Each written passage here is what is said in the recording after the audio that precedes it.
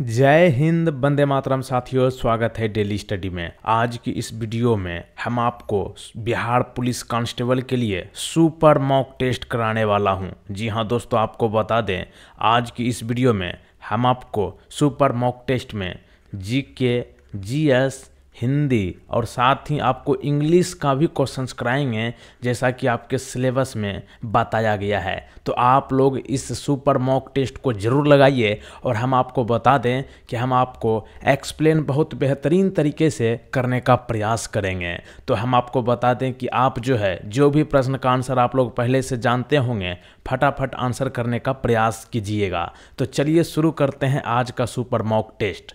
पहला प्रश्न है आपके स्क्रीन पर, मोमबत्ती की लौ के पूर्ण दहन के बाहरी क्षेत्र का रंग कैसा होता है? आंसर जानते हैं तो नीचे कमेंट बॉक्स में बता सकते हैं, वरना आप यहाँ पर ध्यान दीजिएगा जो हम आपको बताने जा रहे हैं। तो यहाँ पे आप देख सकते हैं, ये है आपका मोमबत्ती। ठीक है, यहाँ पे पूछा गया है मोमबत्ती के लौ के पूर्ण दहन के बाहरी क्षेत्र। तो यहाँ पे बाहरी क्षेत्र यहाँ पे देखिएगा, ये वाला है। ठीक है, ये है आपका मोमबत्ती और यहाँ पे ये मोमबत्ती जला हुआ है। तो यहाँ पे बाहरी क्षेत्र देखिएगा तो ये नीले रंग का है। तो ये आपका आंसर क्या हो जाएगा? नीले। ऑप्शन नंबर ए यहाँ पर सही जवाब होगा, नीला रंग। ठीक है, तो आपको बता दें यहाँ पर मोमबत्ती में देखिए, यहाँ पे बारी बारी से आप देख लीजिए, ये हुआ आपका पूर्ण दहन का बाह्य क्षेत्र जो कि नीले रंग का है, और ये है आपका आंशिक दहन वाला मध्य भाग और इसका रंग कैसा है? पीला है। और ये है आपका यहाँ पर बिना जली मोमबत्ती का सबसे आंतरिक क्षेत्र, और ये किस रंग का है? काला का। ठीक है, इसको बत्ती कह सकते हैं। और सबसे गर्म भाग कौन होता है? इधर वाला होता है। ठीक है, और कम गर्म वाला ये मध्य क्षेत्र, बीच वाला पीला वाला। ठीक है, और सबसे कम गर्म यहाँ पे होता है, और मोमबत्ती आपका कौन है? यहाँ पर। तो प्रश्न में क्या था? मोमबत्ती की लौ के पूर्ण दहन के बाहरी क्षेत्र का रंग कैसा होता है? तो नीला रंग का होता है। ऑप्शन ए सही जवाब है। और नीला रंग ये क्या बताता है? लौ का बाहरी क्षेत्र उच्च तापमान पर, यानी कि ये बहुत गर्म होता है, ये वाला क्षेत्र नीला वाला। तो ध्यान रखिए, मोमबत्ती की लौ के पूर्ण दहन के बाहरी क्षेत्र का रंग नीला यानी कि ब्लू रंग का होता है। आगे चले, अगला प्रश्न देखिए, हिंदी का है। गोद में लड़का शहर भर में ढिंढोरा, इस मुहावरे का सही अर्थ क्या है? हम प्रतीक्षा कर रहे हैं आपके जवाब का। गोद में लड़का शहर भर में ढिंढोरा, इस मुहावरे का सही अर्थ बताइए।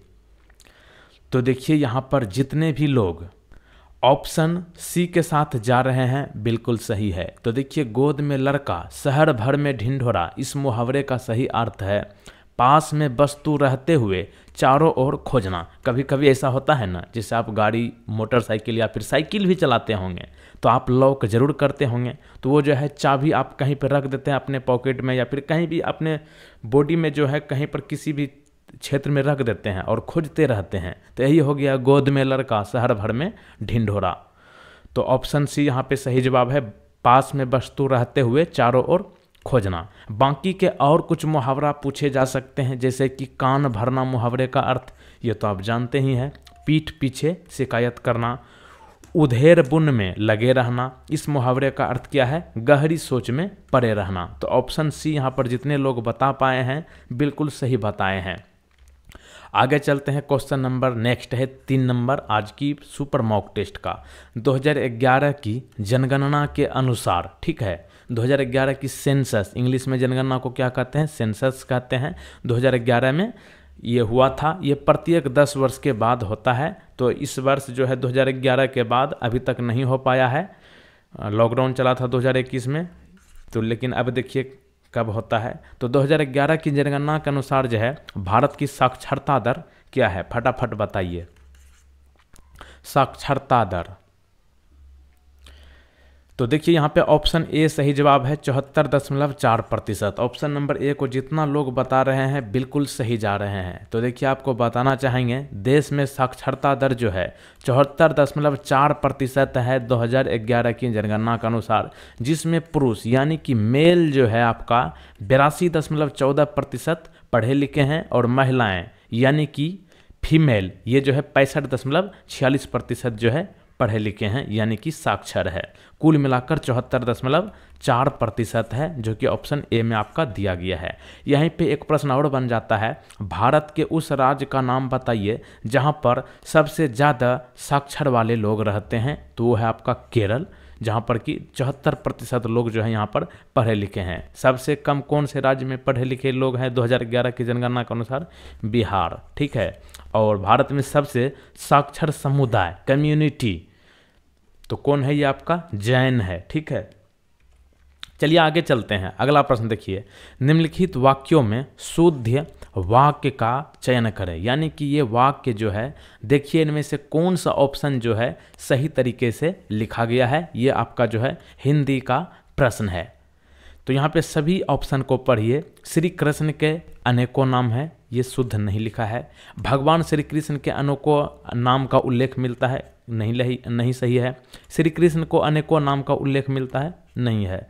तो यहाँ पे ऑप्शन डी देखिएगा, श्री कृष्ण के अनेक नाम है, ये सही तरीके से लिखा गया है। तो ऑप्शन डी यहाँ पर जितने लोग बता पा रहे हैं श्री कृष्ण के अनेक नाम है, ये बिल्कुल सही जा रहे हैं। चलिए आगे चलते हैं। क्वेश्चन नंबर 5, फटाफट आंसर कीजिए। ये है इंग्लिश का प्रश्न, ठीक है। इंग्लिश का प्रश्न है। प्रश्न क्या है? डायरेक्शन जो आपका दिया गया है, choose the word opposite in meaning to the given word, मतलब उल्टा शब्द का चयन करें, ठीक है। अपोजिट मतलब होता है उल्टा शब्द, यानी कि विलोम शब्द। ये आपको बताना है किसका? बैरियर का। बैरियर का नाम आपने सुना होगा कि सड़क पर वहाँ पे बैरियर लगा दिया है, उस रास्ते से जा रहे थे बैरियर लगा दिया गया है। तो इसका जो है उल्टा बताना है। तो देखिए यहाँ पे इसका सही जवाब जो होगा उल्टा बैरियर का ओपनिंग होगा। ऑप्शन नंबर डी यहाँ पर जितने लोग बता पाए हैं बिल्कुल सही जवाब है। तो देखिए अब हम आपको बताते हैं बैरियर का क्या मतलब होता है। स्पेलिंग देखिए, ये है बैरियर, BARRIER। बैरियर मतलब होता है लोगों या वस्तुओं के आने जाने को रोकने या फिर एक दूसरे से अलग करने वाली अवरोधक वस्तु को जो है बैरियर कहा जाता है, यानी कि कोई चीज़ को रोकना। तो यहाँ पे उल्टा पूछा गया है, मतलब रोकना मतलब क्या? रोकना का अगर हिंदी में अगर मैं आपसे पूछता कि रोकना का उल्टा क्या होगा, तो मतलब शुरू करना, आगे जाना, ये सब कह सकते थे। तो इसका उल्टा हो जाएगा ओपनिंग, ठीक है। तो ऑप्शन डी में दिया गया है। ओपनिंग का मतलब क्या होता है? छेद या सुराख, जिसमें से कोई या कुछ जा सके, उसे जो है ओपनिंग कहते हैं। तो ऑप्शन डी यहाँ पर सही जवाब हो गया। बाकी ऑप्शन देखिए, एडवोकेट का नाम तो आपने सुना ही होगा, कचहरी वगैरह कभी आप सुने होंगे कोर्ट का, तो एडवोकेट होता है मतलब वकील।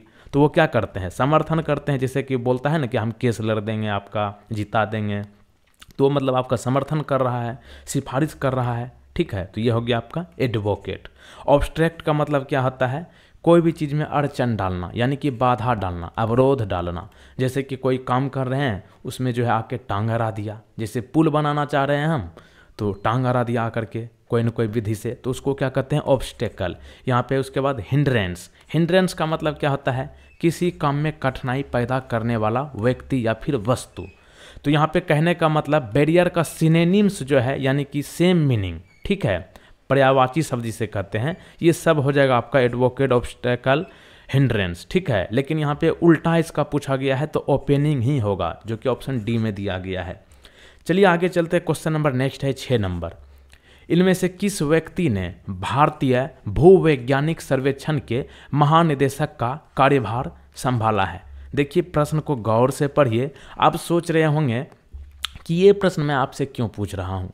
इसलिए पूछ रहा हूँ, ये जो बने हैं ना हाल ही में भारतीय भूवैज्ञानिक सर्वेक्षण के महानिदेशक, ये आपका बिहार का ही है। बिहार में ही इनका जो है जन्म हुआ है और इनका नाम है जनार्दन प्रसाद। ऑप्शन नंबर बी यहाँ पर जितने लोग बता पाए हैं बिल्कुल सही जवाब है, बी नंबर जनार्दन प्रसाद। तो देखिए आपको बता दें, हाल ही में श्री जनार्दन प्रसाद ने 1 जून कितने दिन हुए हैं? कुछ दिन पहले 1 जून 2023 को जो है भारतीय भूवैज्ञानिक सर्वेक्षण के 52वें नंबर के महानिदेशक के रूप में कार्यभार ग्रहण किया है। और श्री जनार्दन प्रसाद का जन्म जो है 12 अगस्त 1963 को बिहार के औरंगाबाद जिले में हुआ था। इसलिए ये प्रश्न आपको करना जरूरी है। तो यहाँ पे ध्यान रखना है, जनार्दन प्रसाद जो है बिहार के औरंगाबाद में जन्म लिए हैं और ये जो है हाल ही में भारतीय भूवैज्ञानिक सर्वेक्षण के महानिदेशक यानी कि डायरेक्टर के रूप में कार्यभार संभाला है। अच्छा, आप लोग ये बताइएगा, इनमें से जितने लोग वीडियो देख रहे हैं औरंगाबाद से कौन कौन है, नीचे कमेंट बॉक्स में बताइएगा। और औरंगाबाद जो है कौन सी नदी के किनारे बसा है, ये भी आप बता सकते हैं।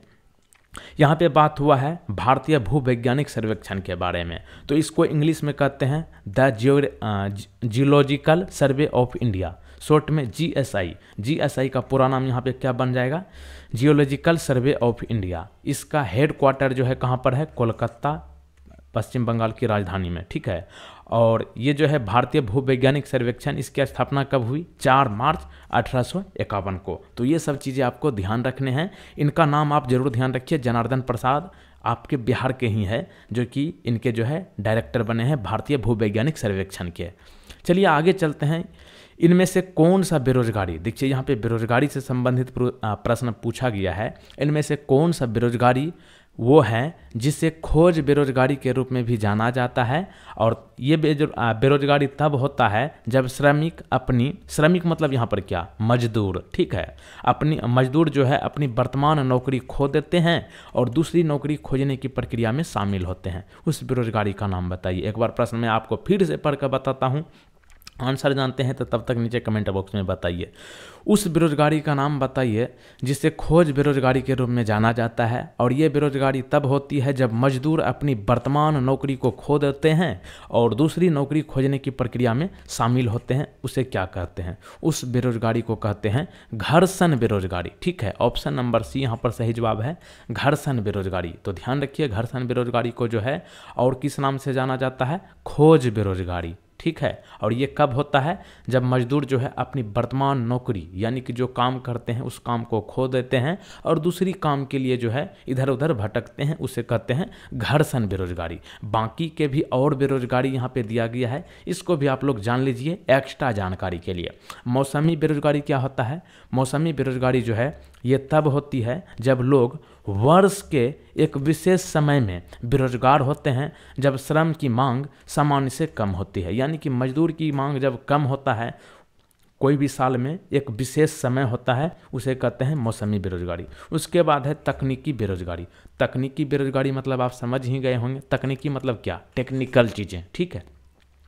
तो तकनीकी बेरोजगारी तब होती है जब प्रौद्योगिकी यानी कि टेक्निकल और कार्य पद्धति में विकास के कारण कुछ श्रमिकों को अपनी नौकरी खोनी पड़ती है। जैसे कि एक समय था टाइपिंग वगैरह बहुत होता था, तो यहाँ पे टाइपर की बहुत ज़्यादा ज़रूरत थी। लेकिन अब देखिएगा मोबाइल में आप बोलते हैं, उधर टाइप होता है, गूगल बाबा जो है आपका क्या कर देता है, टाइप कर देता है। तो ये ज़्यादा टेक्नोलॉजी आने के कारण जो है ये बेरोजगारी ला रहा है। तो इसे क्या कहते हैं, तकनीकी बेरोजगारी, समझ गए ना। जैसे कि एक समय में बैलगाड़ी से चलता था, ठीक है, पैसेंजर लोग जाते थे इधर उधर, लेकिन ये सब गाड़ी वगैरह आ गया, मोटर वगैरह, तो ये जो है क्या आ गया, तकनीकी आ गया।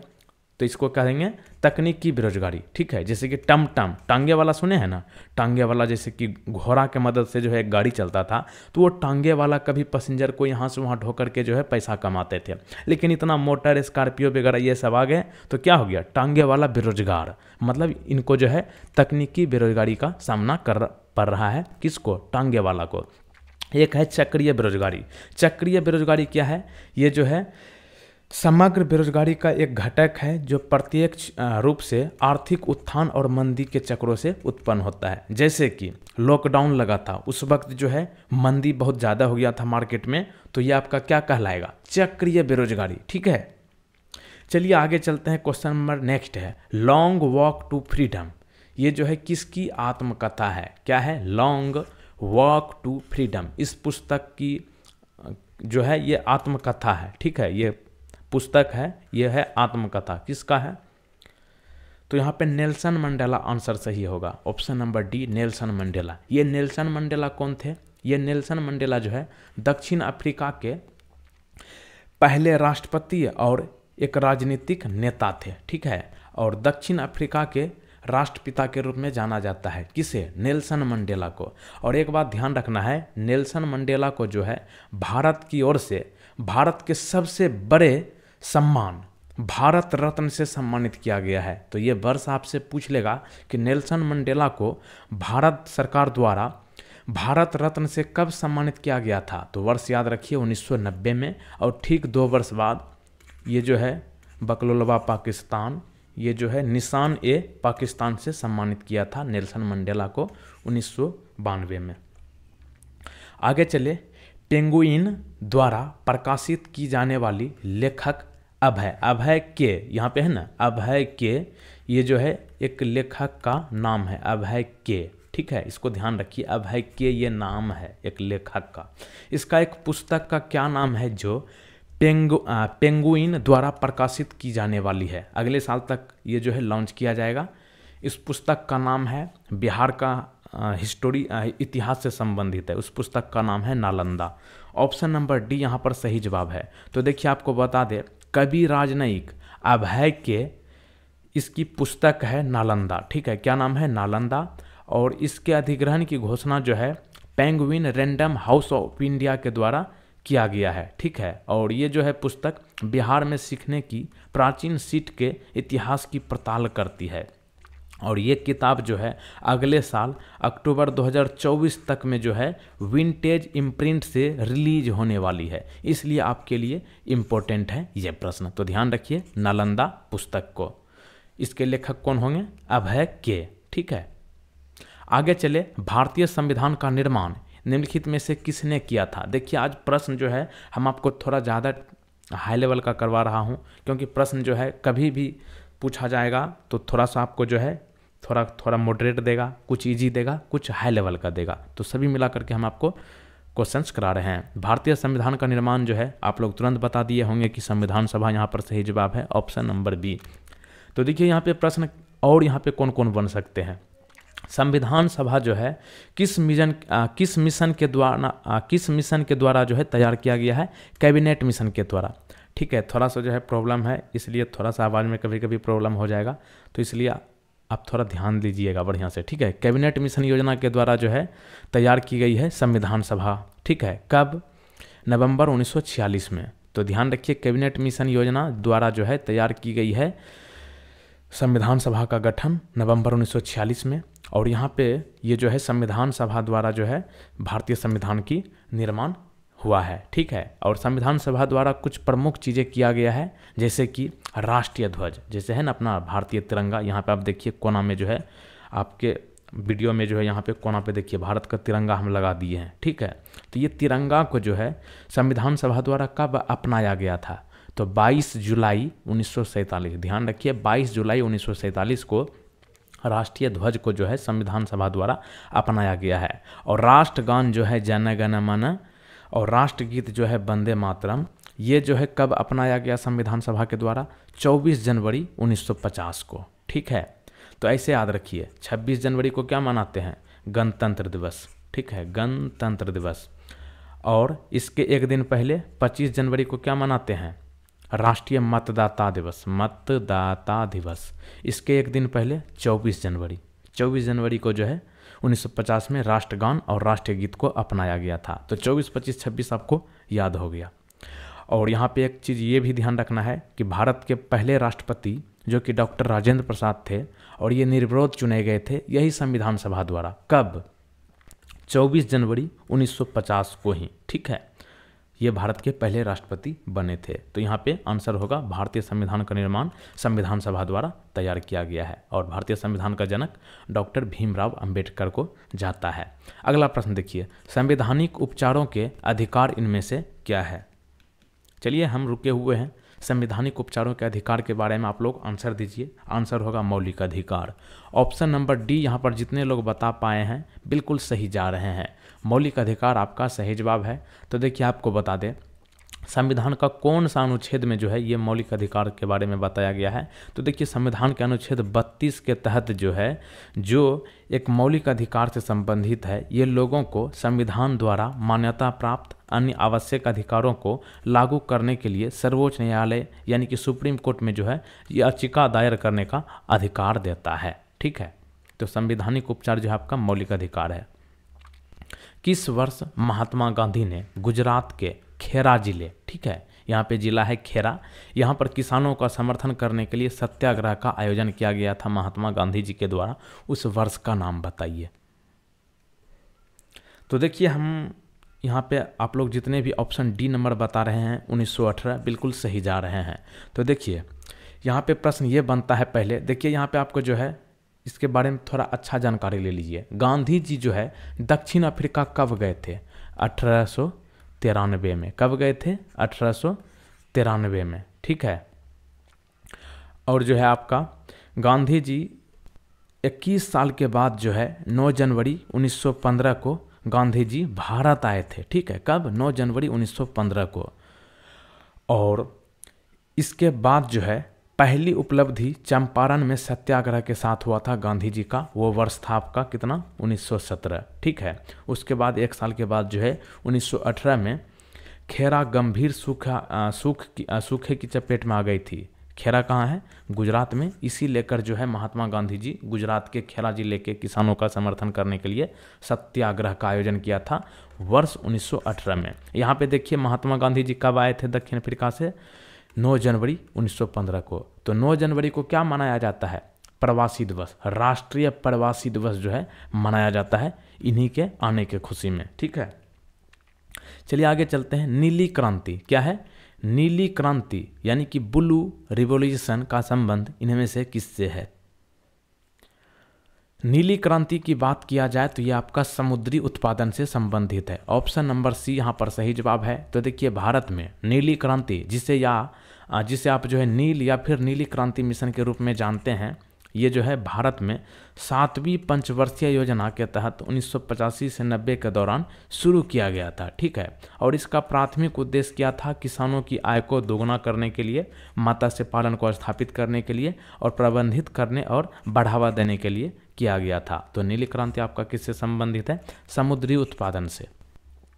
और यहाँ पे आगे बढ़ने से पहले आप लोग बता दें कि आप लोग फटाफट यहाँ पर जो है वीडियो को लाइक कर लीजिए, और जो लोग पहली बार चैनल पर आए हैं तुरंत चैनल को सब्सक्राइब कर लीजिए और इस बेल आइकन को क्लिक जरूर करके रखें, और साथ ही ऑल नोटिफिकेशन को क्लिक करके अवश्य रखना है ताकि बिहार पुलिस कांस्टेबल का जितना भी नया अपडेट आवे सबसे पहले आप तक पहुँचे। तो चलिए आगे चलते हैं। अगला प्रश्न देखिए इंग्लिश का। डायरेक्शंस आपका दिया गया है। Select the word which means the same as the group of words given. जैसे कि अनेक शब्द का एक शब्द होता है ना हिंदी में, वही है आपका इंग्लिश में। ये ग्रुप का जो है वर्ड्स है ग्रुप का, यहाँ पे इतना मीनिंग का जो है आपको एक मीनिंग में बताना है। क्या है? Hand writing that can not be read. मतलब हाथ से, हैंड माने क्या हो गया? हाथ, राइटिंग माने क्या? लिखा हुआ, कैन नॉट बी रीड मतलब नहीं पढ़ना जा सकने वाला। जैसे कि हाथ से लिखा हुआ कोई भी जो है कोई लिखता है उसको कोई नहीं पढ़ पाएगा, उसको एक शब्द में क्या कहेंगे इंग्लिश में? जैसे नहीं कहते कि इसका अक्षर इतना खराब है कि कोई पढ़ ही नहीं पाएगा। जैसे कि मेरा, हम लिखते हैं तो आप लोग नहीं पढ़ पाते होंगे, कुछ कुछ पढ़ भी पाते होंगे। तो देखिए hand writing that can not be read मतलब वैसा लिखा हुआ चीज़ें जो कोई नहीं पढ़ पाए उसे कहते हैं इलिजिबल, ठीक है। क्या है? इलिजिबल।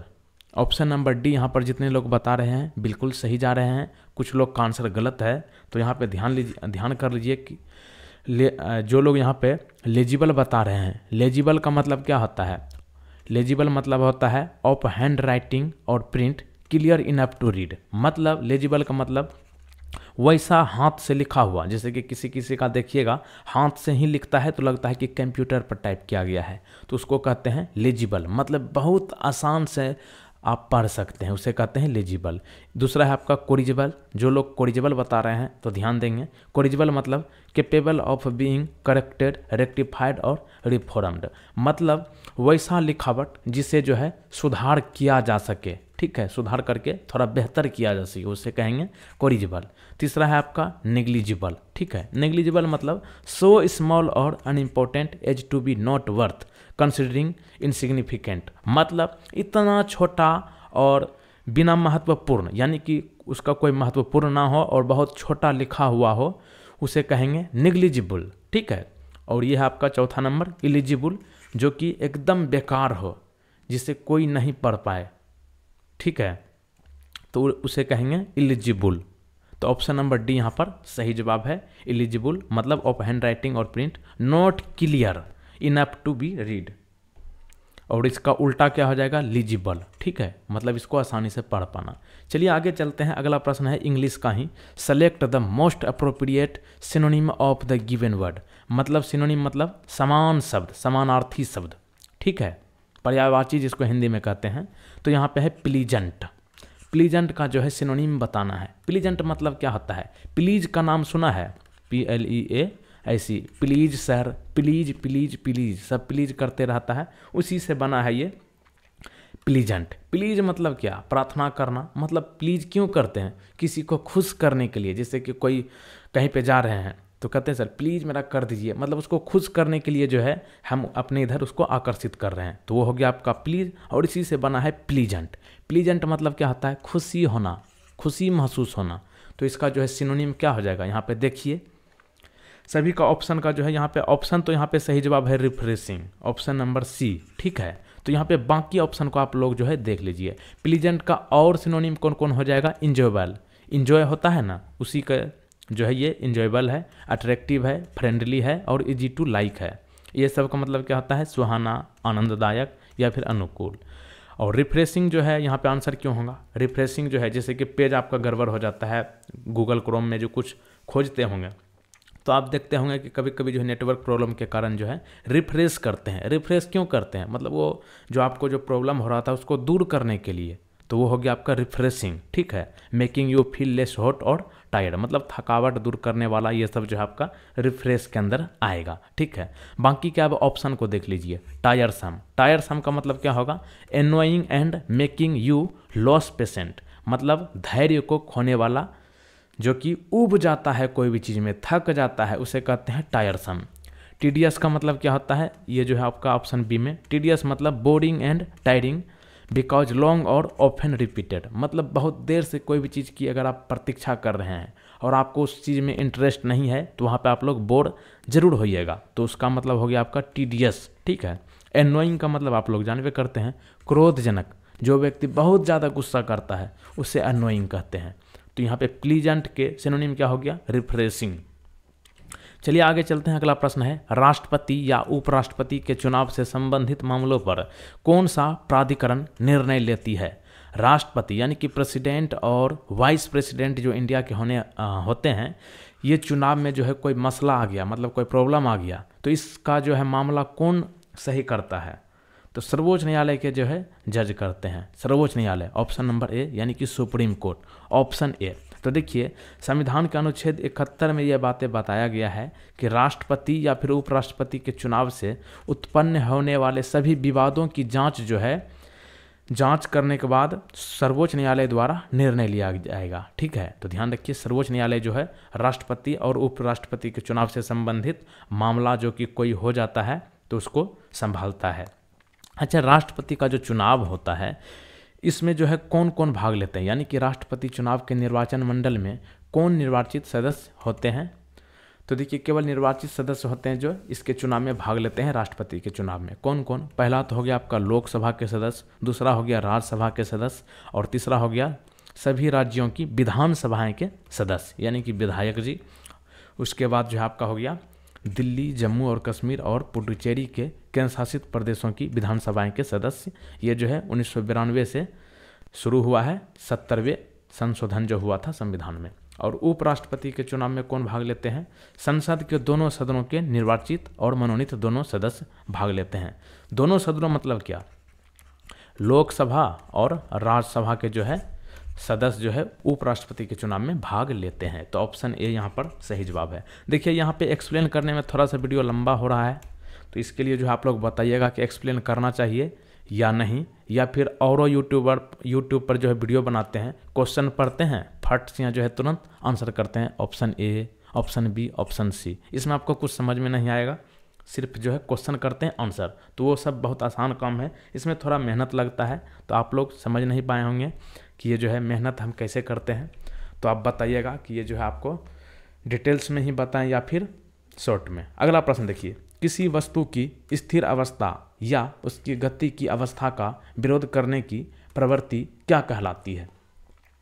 किसी वस्तु की स्थिर अवस्था, ठीक है, जैसे कि कोई वस्तु रुका हुआ है, रखा हुआ है, उसकी गति की अवस्था को रोकने की प्रवृत्ति को क्या कहते हैं?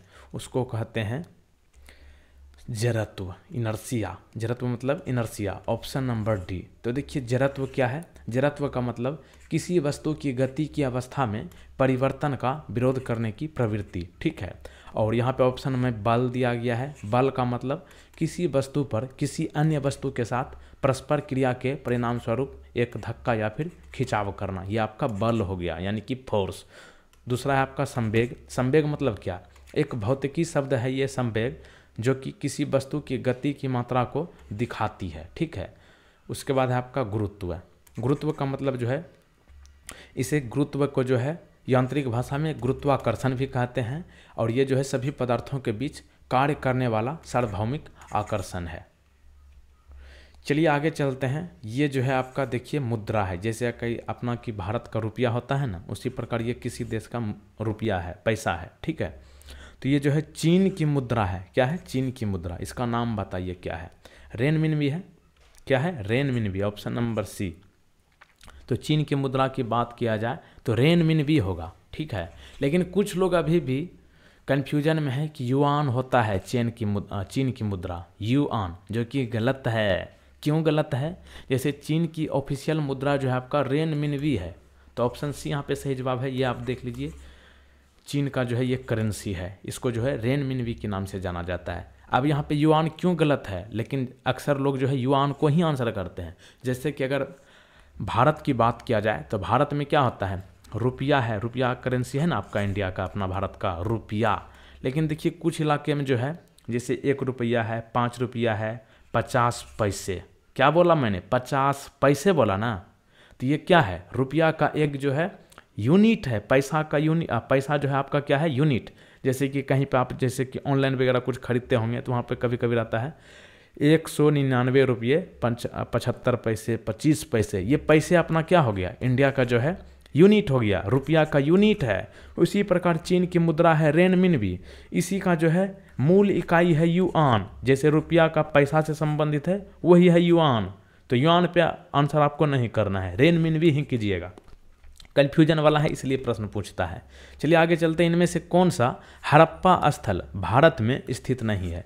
ये सब जो है हड़प्पा स्थल है। इनमें से बताइए कौन सा हड़प्पा स्थल इनमें से भारत में स्थित नहीं है? तो देखिए आंसर होगा option number A, Chanhudaro. Option A को जितने लोग बता पाए हैं बिल्कुल सही जा रहे हैं। तो देखिए सिंधु घाटी के जो है कुछ इंपॉर्टेंट स्थान है जो अक्सर एग्जाम में पूछे जाते हैं, जैसे कि चनहुद्रो। चनहुद्रो जो है कहाँ पर है? ये पाकिस्तान में है, मुलान संघ में, ठीक है। धौलावीरा ये है अपना भारत में, कच्छ जिला गुजरात में। कालीबंगा कहाँ है? अपना इंडिया में ही है, राजस्थान के हनुमानगढ़ जिला में। आलमगीरपुर जो है ये सिंधु घाटी से ही सभ्यता संबंधित है, ये कहाँ है? उत्तर प्रदेश के मेरठ जिला में। मोहनजोदड़ो कहाँ पर है? ये पंजाब का लारकाना जिला। ये पंजाब जो है अपना इंडिया का नहीं है, पाकिस्तान वाला पंजाब है, ठीक है। हड़प्पा ये कहाँ पर है? पंजाब का मोंटगोमरी जिला, पाकिस्तान में ही है, ठीक है। लोथल कहाँ पर है? सरगवाला गुजरात, इंडिया में। और बनावली जो है ये भी आपका हड़प्पा स्थल से संबंधित है, ये है फतेहाबाद हरियाणा में। तो पूछा गया है यहाँ पर हड़प्पा स्थल भारत में कौन नहीं है? इन ऑप्शंस के अनुसार चनहुद्रो नहीं है, चनहुद्रो जो है पाकिस्तान में है। आगे चले। इलेक्ट्रिक हीटर में हीटिंग तत्व किस धातु का बना होता है? हीटिंग तत्व जो है किस धातु का बना होता है इलेक्ट्रिक हीटर में? आंसर होगा नाइक्रोम। ऑप्शन नंबर ए यहाँ पर सही जवाब है। तो देखिए नाइक्रोम क्या है? नाइक्रोम एक धातु है, मिश्र धातु है, जो कि लगभग 20% क्रोमियम और 80% निकल से बना होता है।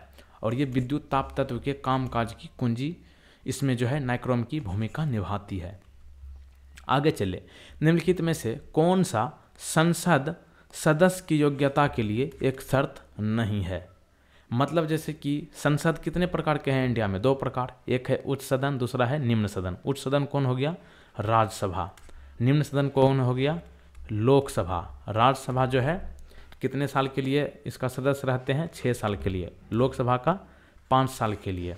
राज्यसभा का सदस्य बनने के लिए न्यूनतम आयु 30 वर्ष होनी चाहिए। लोकसभा का सदस्य बनने के लिए न्यूनतम आयु 25 वर्ष होनी चाहिए। ये सब आप बेसिक जानकारी आपको मैंने कई बार बताया है। तो यहाँ पे पूछा गया है संसद का सदस्य बनने के लिए इनमें से कौन सी योग्यता नहीं चाहिए, ठीक है, नहीं है। तो देखिए इन्हें एक भारतीय नागरिक होना चाहिए, दोनों सदनों की बात हो रही है, राज्यसभा हो या फिर लोकसभा, तो भारतीय नागरिक होना जरूरी है। तो ऑप्शन ए सही है। यहाँ पे पूछा गया है कौन गलत है। राज्यसभा में उसकी आयु जो है 35 वर्ष होनी चाहिए, जबकि लोकसभा में उसकी आयु 30 वर्ष होनी चाहिए। तो ये ऑप्शन आपका गलत है। तो यहाँ पे ऑप्शन बी ही यहाँ पर सही जवाब है। बाकी का ऑप्शन देखिए, संसद द्वारा अधिनियमित किसी भी कानून द्वारा या उसके तहत उस संबंध में निर्धारित किए जा सकने वाले किसी भी अतिरिक्त गुण को रखता है, ये भी सही है। तो यहाँ पे जो है बी नंबर क्यों गलत हो गया। राज्यसभा में इसकी आयु जो है कितनी होनी चाहिए, कम से कम 30 वर्ष, और लोकसभा में कितनी होनी चाहिए, 25 वर्ष, जो कि यहाँ पर राज्यसभा के लिए 35 वर्ष दे दिया है और लोकसभा के लिए 30 वर्ष दे दिया है, जो कि ये गलत है, ठीक है। राज्यसभा के लिए 30 वर्ष होनी चाहिए, लोकसभा के लिए 25 वर्ष। अच्छा, भारत का प्रधानमंत्री बनने के लिए न्यूनतम आयु कितनी होनी चाहिए, 25 वर्ष, क्योंकि लोकसभा का सदस्य जो है भारत का प्रधानमंत्री बन सकता है और लोकसभा का सदस्य बनने के लिए न्यूनतम आयु 25 वर्ष है। चलिए आगे चलते हैं। भारतीय अर्थव्यवस्था में बचत में सबसे अधिक योगदान किस क्षेत्र का है। भारतीय अर्थव्यवस्था में बचत में सबसे अधिक योगदान की बात किया जाए तो ये जो है आपका घरेलू क्षेत्र आता है। घरेलू क्षेत्र समझ रहे हैं, महिला का ज़्यादा योगदान रहता है इस सब में। तो देखिए घरेलू क्षेत्र जो है पारंपरिक रूप से भारतीय अर्थव्यवस्था में बचत के प्रमुख योगदानकर्ताओं में से एक रहा है।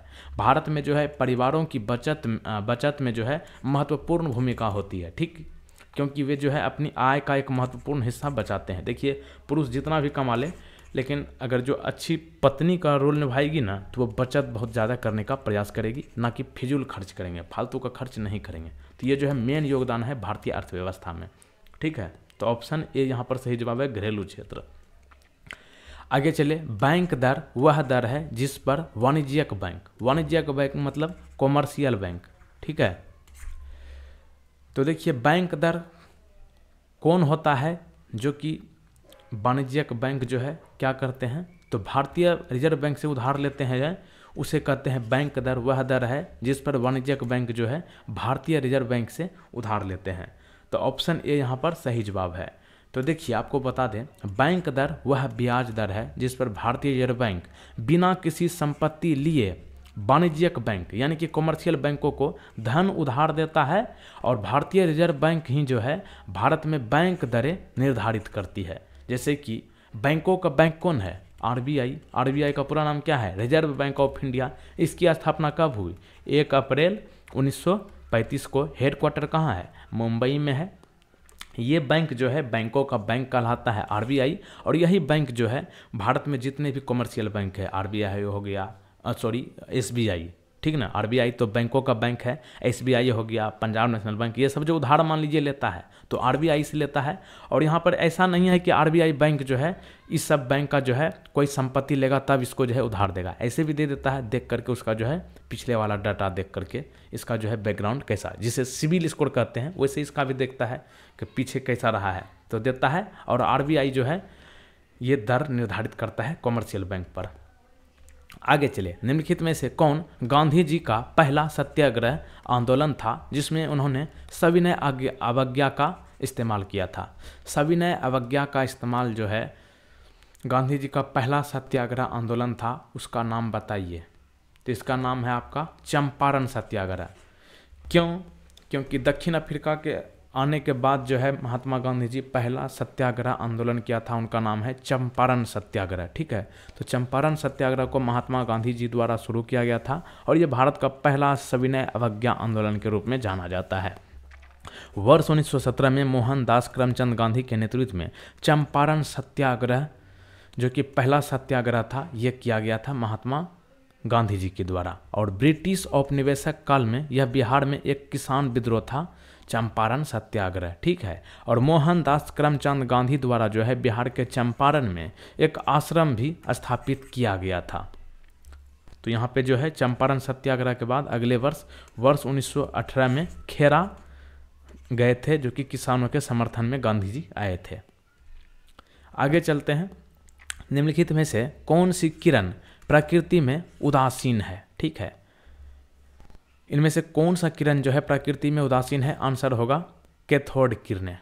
ठीक है, देखिए यहाँ पे आंसर जो है गलती हो गया है, ये ए नंबर यहाँ पे आंसर नहीं होगा। इनमें से कौन सी किरण जो है प्रकृति में उदासीन है? तो ये होगा आपका गामा किरणें। ऑप्शन नंबर डी को कर लीजिए, ठीक है, जो कि यहाँ पे गलती से एरो आ गया है, यहाँ पे आंसर कीजिए गामा किरणें को। तो देखिए गामा किरणें जो है उच्च आवृत्ति वाली विद्युत चुंबकीय विकिरण है, और ये जो है अर्नेस्ट रदरफोर्ड ने जो है सबसे पहले गामा किरणें का नाम दिया है। गामा किरणें का नाम कौन दिया है? Ernest Rutherford. तो ध्यान रखिए, इनमें से कौन सी किरण प्रकृति में उदासीन है? तो गामा किरणें। ऑप्शन डी को आंसर कीजिए। अब यहाँ पे एक प्रश्न आपके लिए है, बिहार दिवस कब मनाया जाता है? नीचे कमेंट बॉक्स में आंसर बताना है। यहाँ पे एक जरूरी सूचना है, बिहार पुलिस कांस्टेबल के लिए फुल प्रैक्टिस सेट जो है आप इस वेबसाइट पर भी जाकर लगा सकते हैं। यहाँ पर 100 क्वेश्चंस आपको करने हैं, ठीक है। तो यहाँ पे आप लोग जरूर जाइए www.dailystudy.co.in। यहाँ पर बिहार पुलिस कांस्टेबल के फुल प्रैक्टिस सेट और साथ ही चैप्टर वाइज भी क्वेश्चंस कराया गया है। और साथ ही आप लोग जो है PDF डाउनलोड करना चाहते हैं तो आप इस वेबसाइट पर जा सकते हैं www.dailystudy.co.in, या फिर आप इस टेलीग्राम चैनल को ज्वाइन कर लीजिए। अंत में जो है आप लोग इस वीडियो को शेयर ज़्यादा से ज़्यादा जरूर करें अपने दोस्तों के साथ, ठीक है। इस प्रश्न का आंसर आप लोग नीचे कमेंट बॉक्स में बता दीजिए और बताइए कि आपको जो है एक्सप्लेन करके, यानी कि देखिए वीडियो थोड़ा लंबी हो गई होगी क्योंकि जो है इसमें थोड़ा सा ज़्यादा एक्स्ट्रा चीज़ें बताई गई है। अगर शॉर्ट में आंसर चाहते हैं और यूट्यूब पर जो वीडियो डालते हैं क्वेश्चन पढ़ते हैं, जैसे कि बिहार दिवस कब मनाया जाता है, ऑप्शन कौन सही है? सी। तो सी को कर दिया पटसियाई से, बिहार दिवस कब मनाया जाता है, ऑप्शन सी सही जवाब।